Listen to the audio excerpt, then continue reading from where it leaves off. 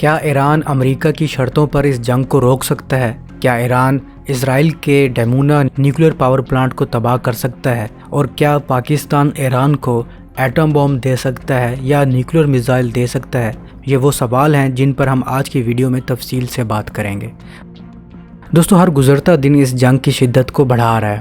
ایک طرف اکیلا ایران ہے اور دوسری طرف اسرائیل، امریکہ اور عرب ممالک۔ ایران نے ریسنٹلی واضح کیا ہے کہ وہ کسی بھی شرط پر سرنڈر نہیں کریں گے، جس کا مطلب ہے کہ ایران اس جنگ کو لمبا اور تھکا دینے والا بنا سکتا ہے۔ ایران نے خود واضح کیا ہے کہ اس شدت کے ساتھ وہ یہ جنگ 6 مہینے تک لڑ سکتا ہے، جبکہ ایران کا 8 سال کا لمبی جنگ لڑنے کا تجربہ ہے، اور میرے خیال سے ایران یہ جنگ 6 مہینے سے بھی کافی زیادہ دیر تک لڑ سکتا ہے۔ دوستو، کوئی بھی ملک کسی دوسرے ملک پر جب بھی حملہ آور ہوتا ہے تو اس کا ایک آبجیکٹیو ہوتا ہے، ایک مقصد ہوتا ہے، اور اگر آپ سوچ رہے ہیں کہ امریکہ اور اسرائیل نے ایران پر اتنی بمباری کر کے وہ مقصد حاصل کر لیا ہے، تو آپ کو بتا دیں کہ امریکہ اور اسرائیل اپنے مقصد کا 1% بھی حاصل نہیں کر پائے۔ ان کا مقصد ہے کہ ایران میں رجیم چینج کی جائے، ایسی حکومت ہو جو ان کی مرضی کے مطابق ہو، جو امریکہ کو وہ والے مزے دلائے جو شاہ کے دور میں امریکہ ایران کو لوٹ کر کرتا تھا۔ اب رجیم تو ان سے چینج ہو نہیں رہی، نقلی انقلاب لانے کی کوشش بھی کر لی اور بمباری کر کے بھی دیکھ لی، اس کے علاوہ لیڈرشپ بھی مار کے دیکھ لی۔ اب آخری راستہ ان کے پاس یہ بچا ہے کہ یا تو جنگ کو روک دیں، لیکن ایسی ذلت کے ساتھ یہ روکیں گے نہیں، یا تو یہ گراؤنڈ فورسز اتار کر دیکھ لیں، جبکہ ایران نے خود کہا ہے کہ آپ یہ شوق بھی پورا کر کے دیکھ لیں، ہم تو چاہتے ہیں کہ آپ اپنی فورسز بھی یہاں پر اتاریں۔ ویسے میں آپ کو بتا دوں کہ امریکہ کا ایران میں گراؤنڈ فورسز اتارنے کا تجربہ ماضی میں کافی برا ثابت ہوا ہے۔ آپریشن ایگل کلا امریکہ کبھی نہیں بھولے گا، جب 1980 میں امریکہ نے ایران کی قید سے اپنے ایمبیسی کے سٹاف کو آزاد کروانے کے لیے فلمی سٹائل میں یہ آپریشن شروع کیا تھا۔ سوچا تھا ایران میں جائیں گے، ہالی ووڈ کی طرح دھوم دھڑکا کریں گے، فائٹ کریں گے اور فلمی انداز میں اپنی ایمبیسی سٹاف کو آزاد کروا کے واپس آ جائیں گے، لیکن ہوا اس کے بالکل الٹ۔ ایران کا رتی برابر بھی نقصان نہیں کر پائے، الٹا اپنے 5 جدید ترین ہیلی کاپٹر وہاں چھوڑ کر بھاگ گئے اور ایک ہیلی کاپٹر تباہ کروائے اور ایک ٹرانسپورٹ ایئر کرافٹ بھی تباہ کروا لیا، اور ان کے 8 فوجی مارے گئے جبکہ 4 زخمی ہوئے، اور یقین مانے ایران نے ایک گولی بھی نہیں چلائی۔ یہ سب مٹی کے طوفان نے ان کے ساتھ کیا تھا۔ خیر، اپنی ناکامی چھپانے کے لیے اور اس جنگ کو کسی وجہ سے روکنے کے لیے اب ان کو بہانا چاہیے، اور انہوں نے پلان بی بھی تیار کر لی ہے، اور پلان بی یہ ہے کہ ایران کا جو بچا ہوا افزودہ یورینیم ہے وہ اپنی اسپیشل فورسز بھیج کر اٹھا لیا جائے، اور بعد میں کہا جائے کہ ہم نے ایران کو مکمل طور پر نیوکلیر ویپن یا انرجی سے ڈس آرم کر دیا ہے، اور اب ہم یہ جنگ یہیں روکتے ہیں، چاہے بے شک افزودہ یورینیم ایران کے پاس ہو یا نہ ہو۔ لیکن انہوں نے کچھ ایسا ہی کرنا ہے۔ میں غلط ثابت ہوں، لیکن امریکہ ثابت شدہ ہے ایسی حرکتیں کرنے میں۔ اس آپریشن کے لیے انہوں نے سٹیج بھی سجانا شروع کر دی ہے، عوام کو بتانا شروع کر دیا کہ ایران کے پاس اتنا افزودہ یورینیم ہے کہ وہ 11 نیوکلیر ویپن بنا سکتا ہے۔ اقوام متحدہ کی جوہری نگران ادارے انٹرنیشنل اٹامک انرجی ایجنسی کے سربراہ رافیل گروسی کے مطابق ایران کا بڑا حصہ انتہائی افزودہ یورینیم اب بھی اصفہان کے ایک زیر زمین سرنگی کمپلیکس میں موجود ہو سکتا ہے۔ اندازوں کے مطابق اس جگہ پر تقریباً 200 کلو گرام سے زیادہ 60% تک افزودہ یورینیم رکھا ہوا ہے۔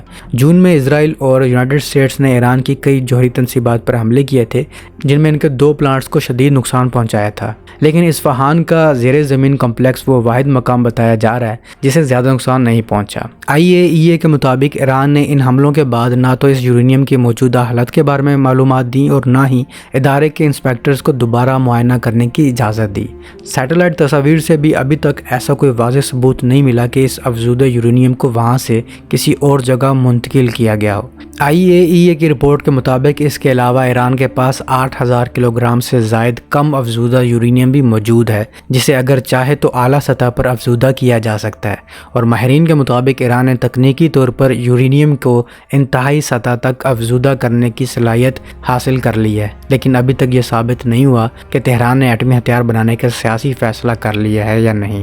واشنگٹن میں فوجی منصوبہ ساز خاموشی سے یہ جائزہ لے رہے ہیں کہ اگر یہ یورینیم مل جائے تو کیا اقدامات کیے جا سکتے ہیں۔ ایک منصوبے کے تحت خصوصی ٹیمیں وہاں جا کر یورینیم کو مقامی طور پر کم افزودہ کر سکتی ہیں تاکہ یہ ایٹمی ہتھیار کے لیے غیر قابل استعمال ہو جائے۔ دوسرے منصوبے کے مطابق یورینیم کو ایران سے نکال کر بین الاقوامی نگرانی میں محفوظ جگہ منتقل کیا جا سکتا ہے۔ ماہرین کے مطابق یہ یورینیم تقریباً 1 میٹر لمبے دھات کے سلنڈرز میں رکھا گیا ہے اور ہر سلنڈر کا وزن تقریباً 25 کلو گرام ہے، اور یہ سارا سٹاک لگ بھگ 16 سلنڈرز میں آتا ہے جسے گاڑیوں کے ذریعے منتقل کیا جا سکتا ہے۔ ڈونلڈ ٹرمپ نے ایئر فورس 1 پر بھی کہا کہ امریکہ نے اب تک یورینیم قبضے کی کوشش نہیں کی، لیکن یہ آپشن مستقبل میں کھلا رہ سکتا ہے۔ ان کا کہنا تھا کہ اس طرح کے مشن کے لیے مضبوط جواز اور ایسے حالات درکار ہوں گے جہاں ایرانی فوج مؤثر مزاحمت نہ کر سکے۔ امریکی اور اسرائیلی انٹیلیجنس ایجنسیاں اب یورینیم کی موجودہ جگہ معلوم کرنے کی کوششیں کر رہی ہے۔ سب سے بڑا چیلنج یہ ہے کہ اس مواد کو تلاش کیا جائے۔ تو اس طرح کا پروپیگنڈا جو یہ لوگ میڈیا پر پھیلا رہے ہیں، اور بچ نکلنے کا شاید یہی راستہ ہے کہ ایک ریڈ مارو، دنیا کو بتاؤ کہ ہم نے ایران کو بالکل خالی کر دیا ہے نیوکلیر ویپن سے، اور بھاگ جاؤ۔ حالانکہ یہی انٹرنیشنل ایٹمی نگران ادارہ ہے جسے جنگ سے پہلے یہ نہیں پتا تھا کہ ایران کے پاس کتنا افزودہ یورینیم موجود ہے، جبکہ پوری نگرانی کی جا رہی تھی۔ تو یہ جنگ امریکہ اپنی شرطوں پر بالکل بھی ختم نہیں کر سکتا۔ ریسنٹلی ٹرمپ نے بھی یہ کہہ دیا کہ ایران وار بہت جلد ختم ہونے والی ہے۔ اب دیکھتے ہیں کہ یہ کیسے ختم کرتے ہیں۔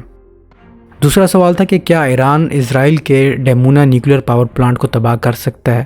اس معاملے کو سمجھنے کے لیے ہمیں تکنیکی اور فوجی دونوں پہلوؤں کو دیکھنا ہوگا۔ ڈیمونا پلانٹ اسرائیل کا سب سے اہم ایٹمی ہتھیار بنانے والا مرکز ہے۔ یہ سرنگوں اور مضبوط حفاظتی حصار سے محفوظ ہے، اور اس کی ساخت کو خاص طور پر کسی براہ راست حملے سے بچانے کے لیے ڈیزائن کیا گیا ہے۔ عالمی ماہرین کا کہنا ہے کہ یہ پلانٹ زمین کے نیچے کئی میٹر تک محفوظ ہے، جس کا مطلب یہ ہے کہ کسی بھی فضائی یا میزائل حملے کے لیے انتہائی درست ہدف بندی اور بہت زیادہ طاقتور ہتھیار درکار ہوں گے۔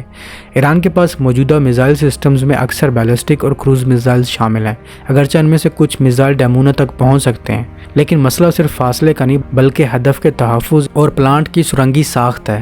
ڈیمونا کی گہرائی اور مضبوط کنکریٹ کی تہیں عام جنگی میزائلوں یا ڈرون حملوں کے لیے کافی محفوظ ہیں۔ اس کا مطلب ہے کہ ایران کے پاس موجود روایتی میزائل جیسے کہ شہاب 3 یا فتح 110 غالباً پلانٹ کو تباہ کرنے کے لیے ناکافی ہیں۔ تکنیکی تجزیہ یہ بھی بتاتا ہے کہ ڈیمونا جیسے پلانٹس کو نقصان پہنچانے کے لیے یا تو خصوصی بنکر بسٹر ہتھیار درکار ہیں یا پھر جوہری ہتھیار استعمال کرنے پڑیں گے، اور ایران کے پاس ایک بیلسٹک میزائل ایسا ہے جو یہ کام آسانی سے کر سکتا ہے، اور وہ ہے خرم شہر میزائل۔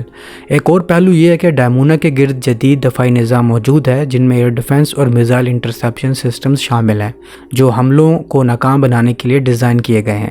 یہ نظام ممکنہ حملوں کا پہلے ہی پتہ لگا کر میزائل کو تباہ کر سکتے ہیں، لیکن آپ کو معلوم ہے کہ ایران کی اسٹریٹجی یہی رہتی ہے کہ پہلے انٹرسیپٹر میزائلز کے سٹاک کو ختم کرو پھر حملہ کرو۔ تو ان شارٹ ایران اسرائیل کا نیوکلیر پلانٹ تباہ کرنے کی صلاحیت تو رکھتا ہے، لیکن ایران کبھی ایسا کرے گا نہیں، کیونکہ ایسے اسرائیل کو جواز مل جائے گا ایران پر نیوکلیر اٹیک کرنے کا۔